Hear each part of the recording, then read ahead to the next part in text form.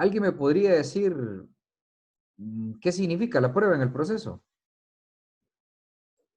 O que para ustedes, ¿qué entienden? ¿Qué importancia puede tener la prueba en un proceso de cualquier tipo? Ujú. Sería la parte fundamental, pues, de un juicio, ¿no?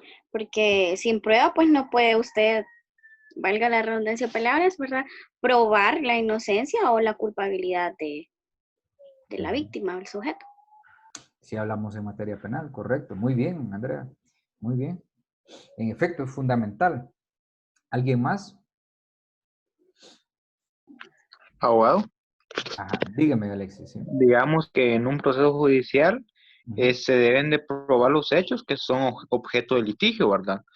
Creo ujú. que también eso puede incluir así como un concepto en la prueba. Es correcto, es correcto. La prueba está orientada a probar los hechos que estamos alegando, ¿verdad? En el juicio. Totalmente. Así es. Ambos conceptos son bastante acertados. O sea, ustedes tienen claro, ¿verdad? De qué es que se trata este asunto. Es fundamental, como dice Andreita, ¿verdad? Es la parte fundamental del proceso porque en ello pues vamos a basar eh, el resultado final, ¿verdad? Del juicio. Si estamos hablando en materia penal, si se va a declarar culpable o inocente a una persona, o si estamos hablando en otro proceso, si se va a declarar con lugar lo que se pide, ¿verdad? O se va a declarar sin lugar porque los medios de prueba no se acreditan. Y por otro lado, como bien dice Alexis, pues son aquellos elementos o instrumentos que nos van a facilitar entender si los hechos que se están alegando son ciertos, porque los hechos van a estar relacionados con la prueba. Ahí básicamente vamos a redundar en muchos conceptos, ¿verdad? Ustedes pueden buscar muchos conceptos doctrinarios, ¿verdad? Y yo puedo proporcionarles muchos conceptos doctrinarios, pero básicamente incluso nuestros procesos se darán cuenta, por lo menos el día de hoy, que los puntos que vamos a tocar, que van orientados hacia esos dos aspectos que ustedes han comentado. Pues bien, el día de hoy vamos a hablar sobre dos puntos de la prueba, lo que son las normas generales y lo que es el objeto de la prueba, ¿verdad? Primero hay que entender cuál es la finalidad de la prueba, ¿sí? Cuál es qué es lo que busca la prueba, cuál es el fin, ¿verdad? Por el cual está diseñada. Entonces, he tratado hoy de ponerles así en forma comparativa tanto el proceso civil como el penal. Ambos coinciden en esencia, ¿verdad? Ambos coinciden cuál es el objeto de la prueba, ya que nos dice, bueno, que la prueba, pues, que en el proceso civil, a través de los medios de prueba, permítanme un segundo, solo.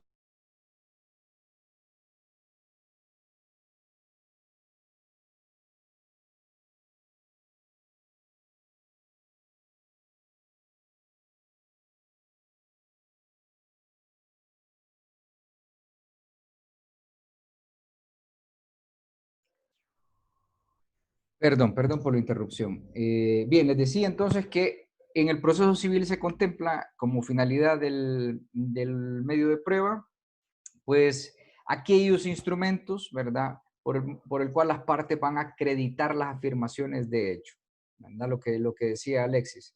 Entonces, con la prueba nosotros acreditamos los hechos que estamos alegando, ¿verdad? Y además todas aquellas cosas que son objeto de controversia dentro del proceso. Ya lo dice literalmente el artículo, ¿verdad? Que son las afirmaciones de hecho alegadas que sean controvertidas. ¿Para qué? Para convencer al juez, con el objeto de ir a convencer al juez o al tribunal de la verdad o de la certeza de un hecho, ¿verdad? Y a fin de verificar, pues, los efectos del proceso. ¿Cuáles van a ser los efectos del proceso? Lo que decía Andrea, ¿verdad? Una sentencia absolutoria o condenatoria o una sentencia con lugar o sin lugar. Entonces, ahí ustedes tienen claro ese concepto y cuál es el fin, ¿verdad? Hacia cuál está orientada la prueba. El proceso penal lo que establece, pues es lo mismo prácticamente, es que es el establecimiento de la verdad de los hechos y sus circunstancias, mediante el estricto cumplimiento de las disposiciones del código. El código penal en este caso, procesal penal.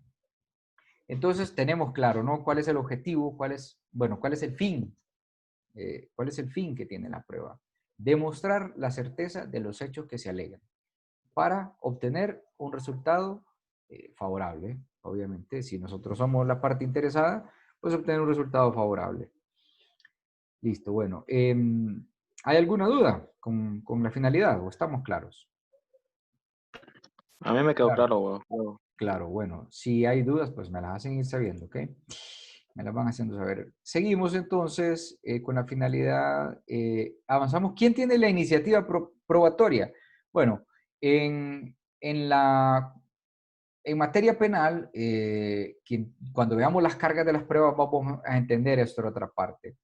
Pero, y también en materia civil, ¿verdad? Hay quién tiene la carga de la prueba, es decir, quién tiene que demostrar los hechos, quién es el que tiene la obligación de demostrar los hechos. Pero cuando hablamos de iniciativa probatoria es quienes pueden proponer medios de prueba, ¿verdad? Entonces, el proceso civil sí que contempla en este artículo 229 eh, la iniciativa probatoria. Y obviamente las pruebas se van a practicar a instancia de parte, o sea, a petición de las partes. Son las partes las que proponen los medios de prueba. Y obviamente están facultadas todas las partes intervinientes dentro del proceso a proponer medio de prueba. Entonces, todos tienen iniciativa probatoria. Sin embargo, pues excepcionalmente el tribunal, el juez, puede acordar de oficio o por medio de un auto, ¿verdad?, que se practiquen determinadas pruebas complementariamente. Es decir, que hasta el juez puede tener, ¿verdad?, iniciativa probatoria. Cuando considera, por ejemplo, que los medios de prueba de las partes no son suficientes para esclarecer los hechos que se alegan. Entonces, si el juez considera que hacen falta pruebas para poder resolver, para poder emitir su sentencia, entonces puede decir, vamos a complementar esta prueba o insto a las partes para que complementen estos hechos, ¿verdad?, con estas pruebas, o los orienta, ¿verdad?, a fin de que quede el asunto claro, que ese es el objetivo, ¿verdad?, la certeza. Y bueno, esta facultad judicial, pues nunca significa que el juez tenga iniciativa probatoria propiamente, porque hay que estar claros que el juez debe ser imparcial o el tribunal debe ser imparcial. Entonces, no es que el juez tenga que estar proponiendo la prueba. Si al juez no le llevan suficiente prueba, pues lo que va a suceder es que el juez va a resolver en base a esa falta de prueba. Únicamente puede impulsar pruebas complementarias para aclarar.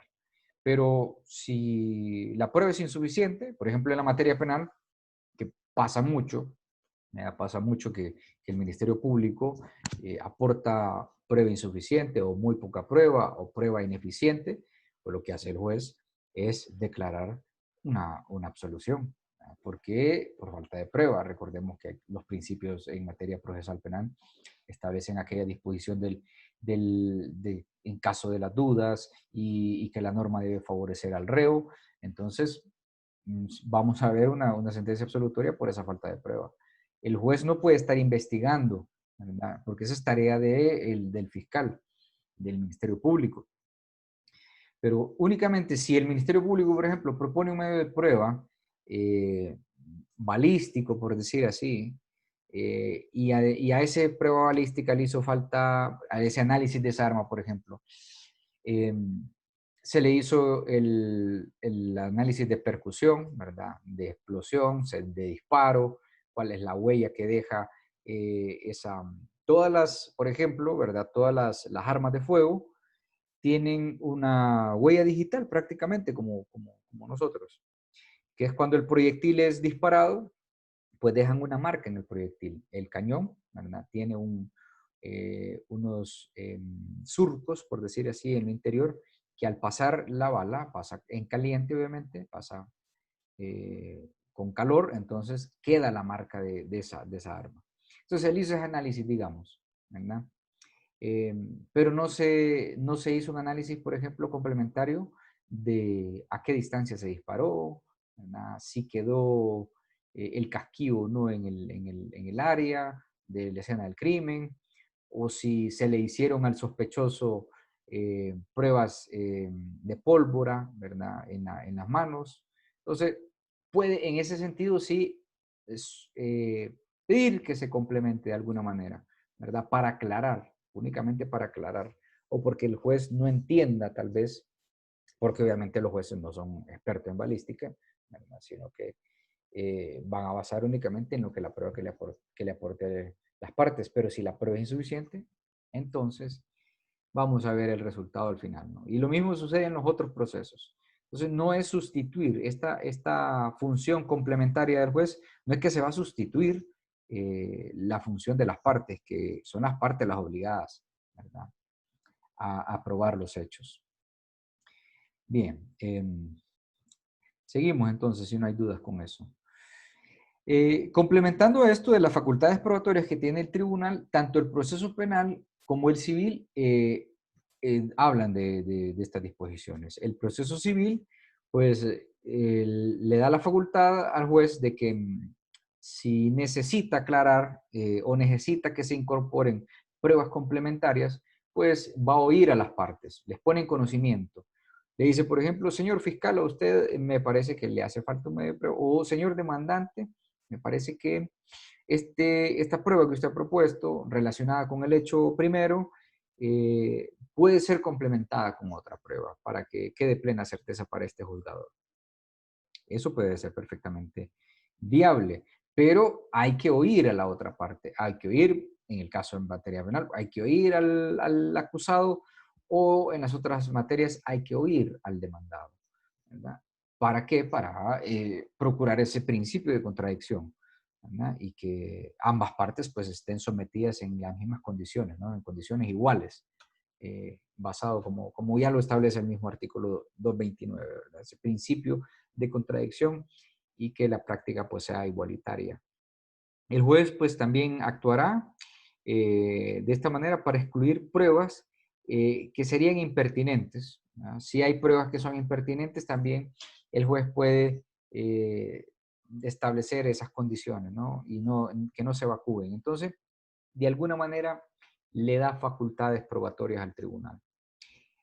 Por otro lado, el proceso penal habla de los actos o diligencias para mejor proveer. Es lo que dice el artículo 333 del Código Procesal Penal. Y bueno, lo que dice es esto, que el tribunal podrá, a petición, sin embargo, a petición de parte o de oficio, ordenar que se practiquen otras pruebas, si durante el juicio se ha puesto en manifiesto la omisión de un elemento probatorio importante, ¿verdad? Entonces, puede procurar, pero tiene que ser muy, o sea, los jueces y los tribunales tienen que ser muy delicados al usar esta facultad, porque eh, podría convertirse esa facultad probatoria o esa iniciativa probatoria en prejuzgamiento o en aporte de prueba, lo que significaría que el juez estaría convirtiéndose en parte, sería juez y parte, ¿verdad? Y la imparcialidad podría sesgarse. Entonces, tiene que ser muy excepcional la aplicación de estas figuras. De hecho, lo es. En la práctica, se darán cuenta ustedes que el juez no va a estar en eso, ¿verdad? El juez únicamente va a ser un último recurso el que pueda votar si es que considera que el juicio va tendiente hacia un resultado, ¿verdad? Que los hechos están siendo probados, pero hay algo que le genera duda o que no da sensación de certeza. Entonces, para complementarlo, es que hará uso de esta facultad probatoria. Pero de no ser así, si las partes pues no presentan pruebas suficientes que tiendan a provocar esto, pues el juez no les va a pedir a ustedes pruebas, no les va a proponer una diligencia para mejor proveer, ni tampoco hará uso de esta facultad, ¿verdad? Entonces, por eso el apoderado es el responsable de esto, ¿verdad? De que se cumplan todos los elementos importantes para determinar que los hechos son ciertos. Bien, ¿cuáles son los deberes de las partes en la proposición, evacuación y toda la dinámica de la prueba? Bueno, en primer lugar, acordémonos que partes procesales pues son bien el demandante, demandado, acusador, acusado, pero también existen otros personajes dentro del proceso que son considerados partes, como los peritos, como los testigos, ¿verdad? Y los testigos pues tienen el deber, así como los peritos, de acudir, de comparecer a las audiencias cuando se les cita para que rindan su declaración, obviamente.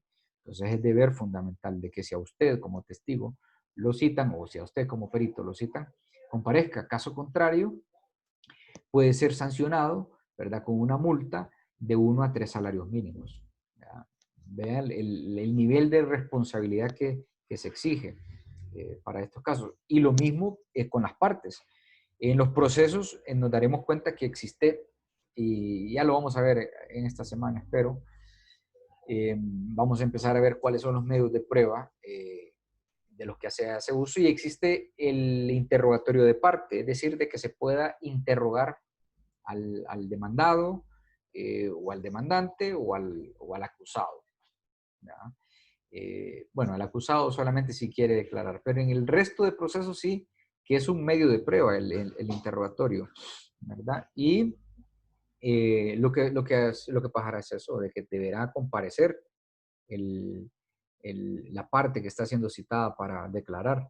No puede excusarse. Por ejemplo, si yo soy el demandado y en la parte demandante ha propuesto mi declaración, mi interrogatorio, y yo le doy poderes suficientes a usted, que es el abogado, o mi abogada, le doy poderes suficientes para que me represente en el juicio, y digo, no voy a ir y me voy a excusar en que no puedo ir porque tengo que darle clase a los muchachos de teoría general del proceso. Esa no es excusa, ¿verdad? Porque me está citando un órgano judicial. Yo lo que debo hacer, obviamente, es pedir el permiso debido a la universidad, excusarme con ustedes, reponer la clase posteriormente, pero debo acudir al llamado judicial, porque eso es primordial. Entonces, si no hay una excusa justificada, por ejemplo, que esté contagiado de COVID, pues entonces, ¿verdad? Dios no lo quiera y Dios quiera que pues a ustedes tampoco les pase. Eh, Únicamente una causa de fuerza mayor, ¿verdad? Es que nos puede excusar. Y si nosotros no comparecemos, pues vamos a tener la misma sanción que le corresponde a los testigos, a los peritos, que es de 1 a 3 salarios mínimos. Así que es deber acudir a la evacuación del medio de prueba para el cual estamos siendo requeridos. ¿Sí? Luego existe la figura del traductor o intérprete. Bueno, ambos procesos reconocen la necesidad de estos peritos, ¿verdad? Cuando nos enfrentamos, y ya lo habíamos mencionado, ¿no? Cuando nos enfrentamos a la declaración de un testigo que no habla el idioma oficial, que es el español, entonces requeriremos que acuda un intérprete o un traductor, ¿verdad? O en el caso de las personas que pues tienen alguna discapacidad de lenguaje, como los sordomudos, que hablan por lenguaje de señas, pues entonces hay que traer a un intérprete de señas, ¿no? Y ambos procesos, tanto el proceso civil en el 233 establece que el juez pues o tribunal designará al traductor o intérprete para practicar los medios probatorios cuando se den los requisitos establecidos en el código, ¿verdad? Y su retribución pues será a cargo de quien propuso la prueba. O sea, el pago que se debe hacer al intérprete debe acarrearlo quien propone la prueba. Y el proceso penal habla que lo dispuesto en los artículos 244, 45, 47 y 49 será aplicable a los traductores e intérpretes. Estos artículos que menciona ahí el 250 son relativos al perito y al proceso de juramentación y a la necesidad cuando se requiera un perito. Y va relacionado también con lo que dice el proceso civil, ¿verdad? Entonces, si nosotros tenemos una persona que necesitamos, la declaración de un testigo, que es un medio de prueba útil, en muchos casos, pertinente también, ¿verdad? Entonces, requeriremos el uso y los servicios de un intérprete. Y esas básicamente pues son las generalidades que tenemos de la prueba, las pautas generales. Ya vamos a entrar en cosas más específicas. No sé si hay dudas con eso hasta el momento. ¿Estamos No, bien? abogado. Estamos bien, bueno. Entonces pasamos a lo que es el objeto de la prueba. Es decir, ¿cuál es el objetivo que tiene la prueba en el proceso? Abogado, Dígame. ¿Sí? en el artículo 232 de las sanciones, Ujú. donde dice que el litigante por cuya causa no se pudiera ejecutar en tiempo y forma una prueba admitida será sancionado por el juez o tribunal con multa de 1 a 3 salarios mínimos, Es correcto, ¿sí? salvo que pudiera justificar ausencia de responsabilidad o desistiese de practicar dicha prueba si lo hubiese propuesto. Ujú. Es lo Aquí que le... Ujú, ¿sí? es cuando no se ejecutan las pruebas.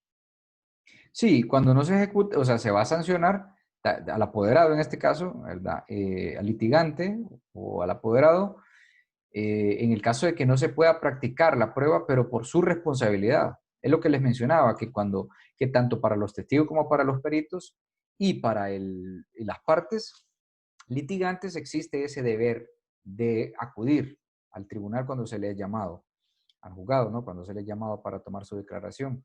Y si no acude por causas inexcusables, entonces va a ser sancionado con esta multa de 1 a 3 salarios.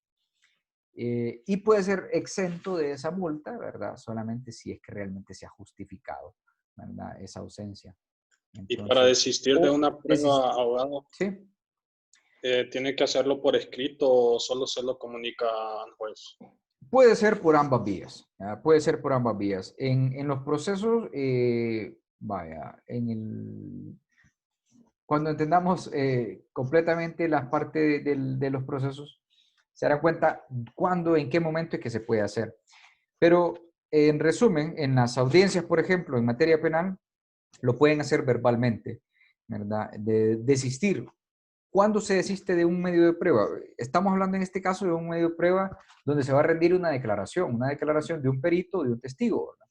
Si yo no puedo localizar al testigo o no puedo localizar al perito, entonces puedo desistirlo. Puedo decirle, su señoría, desisto del medio de prueba de declaración testifical en virtud de que pues, ha sido imposible comunicarnos con él o en virtud de que se le fue imposible por razones laborales acudir. Entonces desisto. Y ahí no acarrea sanción. O si se había propuesto, por ejemplo, un interrogatorio de parte, si usted es el abogado y quiere interrogar al demandado, ¿no? Usted es el abogado del demandante y quiere interrogar al demandado, pero el demandado pues se encuentra ausente del país y a usted le urge que ese proceso continúe. Entonces puede desistir del medio de prueba si considera que con otros elementos probatorios usted puede probar los hechos, ¿verdad? Entonces, en ese sentido, no acarrearía, ¿verdad? La sanción. Por eso di, salvo que pudiera justificar la ausencia de responsabilidad o desistiese de la práctica de la prueba, ¿verdad? Esas son las salvedades, esas serían las excepciones bajo las cuales no se sancionaría, no se aplicaría esa multa de 1 a 3 salarios mínimos. Así es. Ok, gracias. No, excelente, Luis. Bien, entonces, les decía que habíamos entendido, ¿verdad? La parte de la finalidad. ¿Cuál es el fin? ¿Qué es lo que se busca con la prueba? Pues hoy vamos a ver cuál es el objeto, ¿verdad? ¿Cuál es el objetivo? Primero, pues, el demostrar los hechos y el derecho, la relación que debe existir entre los hechos que se están alegando y el derecho que se quiere, pues, declarar dentro del proceso. Ambos procesos establecen esto, ¿verdad? El proceso civil en el 234, el proceso penal en el 199. El civil nos dice que la prueba recaerá sobre los hechos que guarden relación con la tutela judicial que se pretende obtener en el proceso. La tutela judicial no es más que la pretensión que nosotros le llevamos al juez, al tribunal. O sea, lo que nosotros queremos que el juez nos resuelva. Eso es la tutela judicial.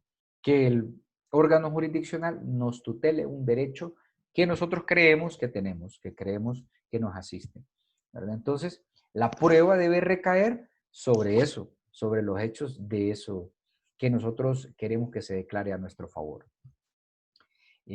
También, pues, el proceso civil establece que los usos y las costumbres son igualmente objeto de prueba, pueden ser objeto de prueba los usos y las costumbres.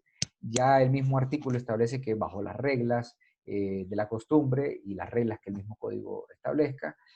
Asimismo, el derecho extranjero puede ser también objeto de prueba, también bajo las reglas que el mismo código establezca o las reglas de derecho establezcan sobre este aspecto, ¿verdad? Pero eso es básicamente, ¿verdad? La integración de que los hechos y que la prueba deben estar relacionados con el derecho que se alega o el derecho que se pretenda tutelar. En el caso del proceso penal, pues lo que nos dice es que los hechos y las circunstancias relacionadas con el delito objeto del proceso pueden ser demostrados utilizando cualquier medio probatorio. Cualquier medio probatorio.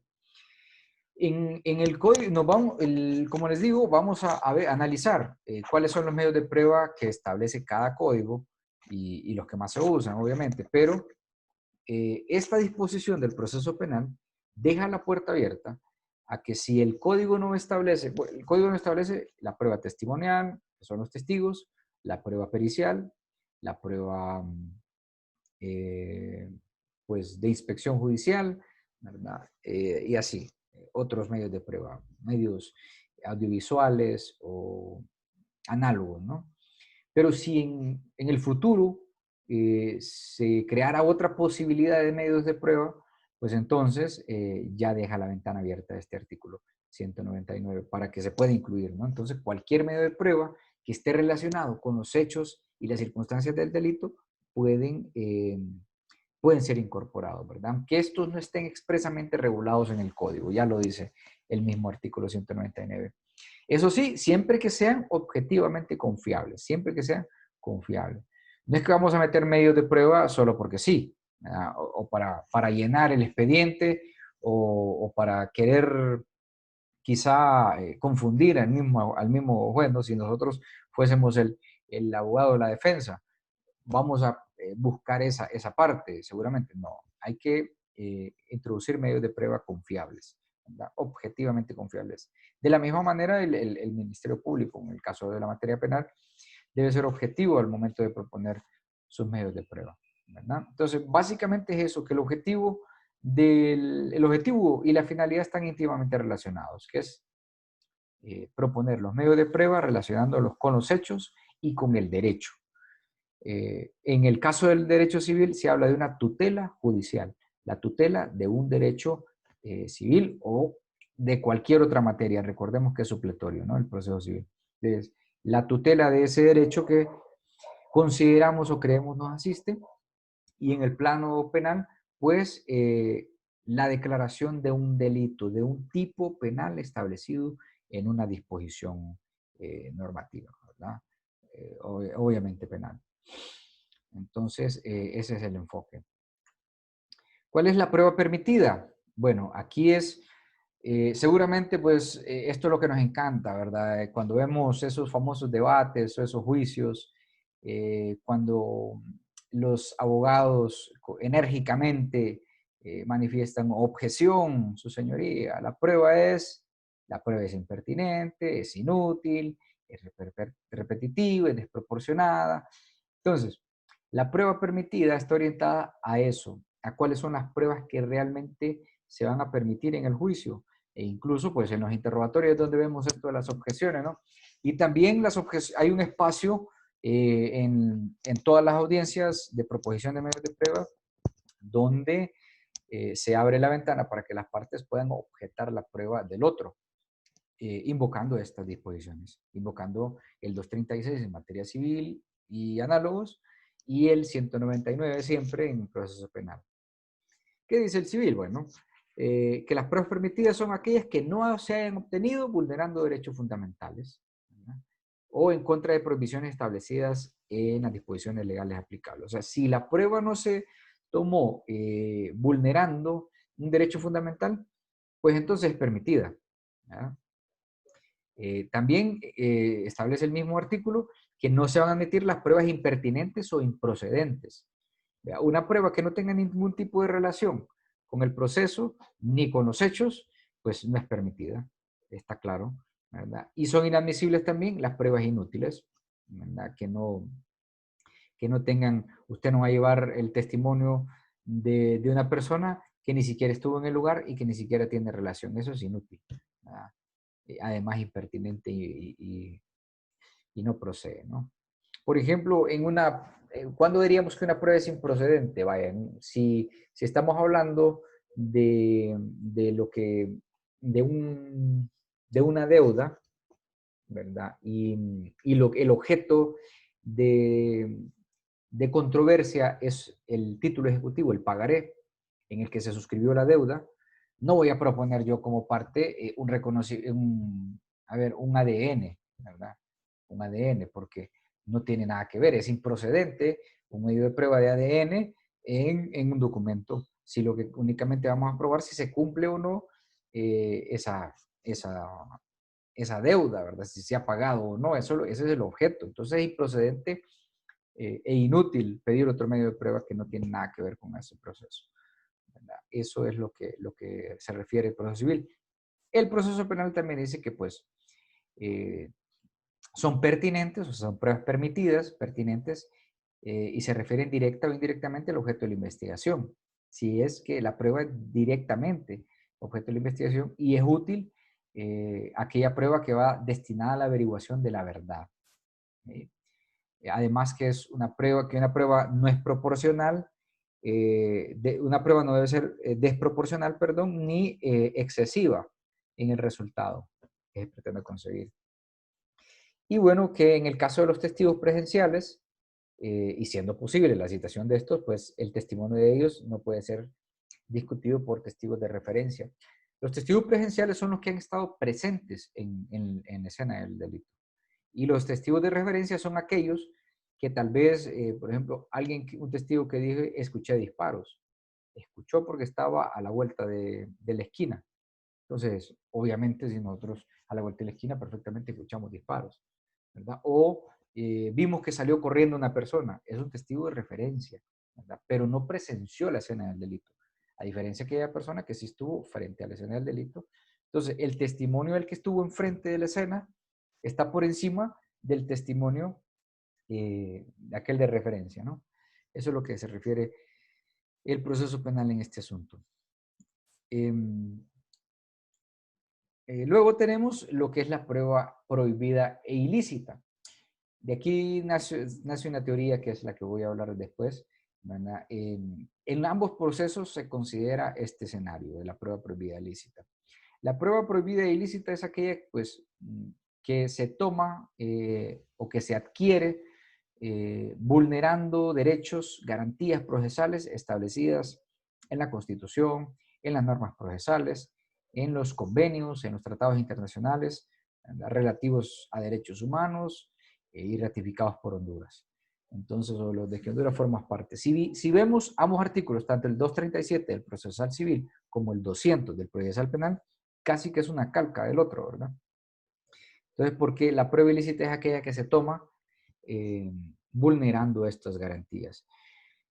Por ejemplo, y que vamos a ver, ¿no? El allanamiento de morada en materia penal debe realizarse entre las 6 de la mañana a las 6 de la tarde. Si se excede en ese sentido, pues entonces podría ser una prueba ilícita todo aquello que se recabe en ese allanamiento.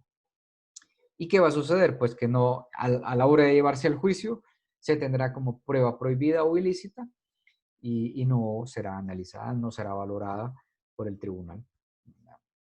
Entonces, de ahí parte lo que es la teoría del fruto del árbol envenenado, ¿verdad?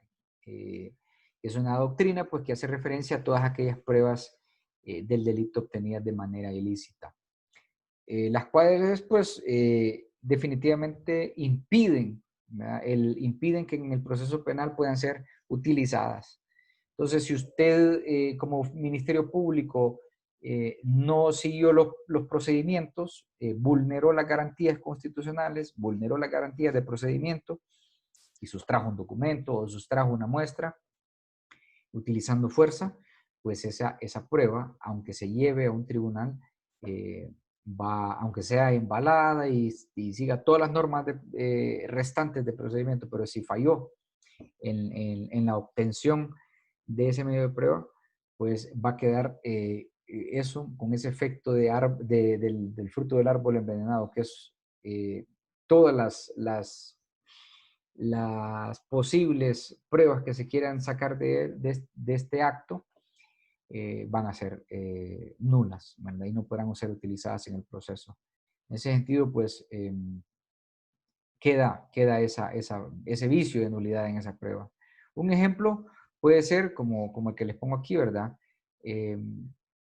lo que significaría pues que todas las pruebas directamente relacionadas a la ilegalidad del procedimiento sean también nulas. Si una escena del crimen se contaminó, todas las pruebas que se han tomado de esa escena del crimen están nulas. Y eso es lo que pasa en los procesos típicos, ¿no? De ahí donde venga tanta impunidad, tanta cifra negra de delitos que, a pesar de que nosotros entendemos que